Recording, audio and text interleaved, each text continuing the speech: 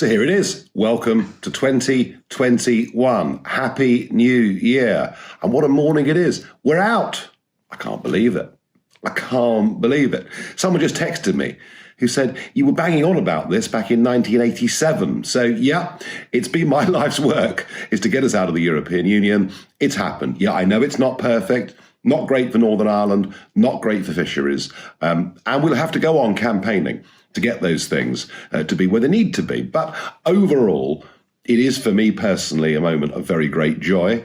I think our standing in the world will go up as a result of this. Already we're seeing trade deals being signed all over the place. So there's reason in terms of Britain's place in the world to be very, very optimistic about today. And I'm certain that in 5 years' time, we'll see how we've done compared to France, Germany and Italy, and we'll say to ourselves, why didn't we do it sooner?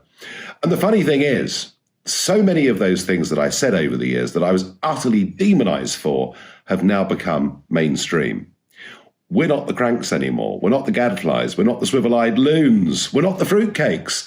No, that's Lord Adonis, who thinks we should rejoin and perhaps join the euro. Well, don't worry, because it isn't going to happen. So it is a moment to celebrate. The only problem we've got, I suppose, is that even though there is now a coming together around Brexit, and by the way, wasn't it good news to see the president of the CBI, Lord Billamora, who'd been completely opposed to Brexit, now saying we've got changed circumstances, new opportunities, and let's make the best of it. Now, the problem we've got is a very low-grade government, some of the worst cabinet ministers I've ever seen in my life. And think about how testing for COVID was messed up to begin with, despite all the promises. Think about this world-class test and trace system, which has cost 22 billion quid and still doesn't really work properly. And my worry really is, how are this mob going to effectively get the vaccine out around the country? I suspect they'll make a bit of a mess of it. So the slight note of pessimism today is I guess we're going to be in lockdown effectively until well past Easter. But by the end of this year, it will have moved on. By the end of this year, there'll be some, I think, degree of normality. Now, a lot of people are asking me, what next? What do you do next, Nigel, now that your life's work is done? Well, I'll tell you what the next big challenge is.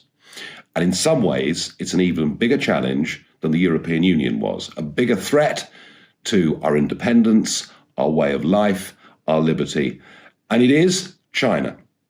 Those scenes last night, as police officers went around London to make sure nobody got over the fence to celebrate in Trafalgar Square, street parties in Wuhan. But China are doing their absolute best to take over the world. They're throttling democracy in Hong Kong, and they'll do their best to do it elsewhere. They've taken over many of the resources in Africa.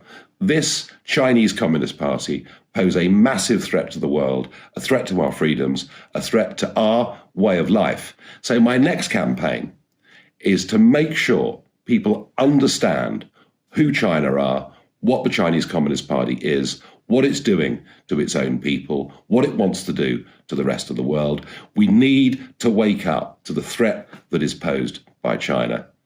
And 2021 begins my next campaign, and that is to make sure we are no longer dependent on China.